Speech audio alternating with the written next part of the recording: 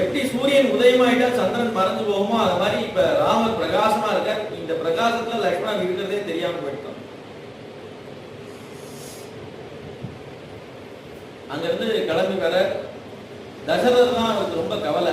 என்னன்னா இப்படி கீழே படுத்துட்டு இருக்கிற இவர் வந்து சரி பண்ணுவோமா, இவரை எழுப்புவோமா, ஏதாவது இவரை உட்காந்து வச்சுதான் போமா பாக்குறாரு. ஆனா கைகேயி வந்து இவர் விரட்டாப்புல இருக்கா.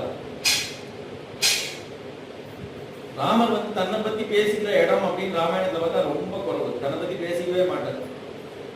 இவர் வனத்துக்கு போகிறா மாட்டரா, ஒருவேளை மீறிட்டு வரா, சந்தேகம் இருக்கா இன்னும் கைகேயி.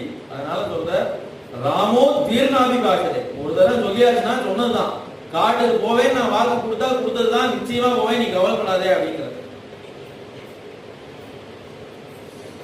கிளம்பினா அந்த பட்டாபிஷேகத்துக்கு அவ்வளவு ஏற்பாடு பண்ணிட்டு சத்திர சாமரம் எல்லாம் எடுத்துன்னு வரா.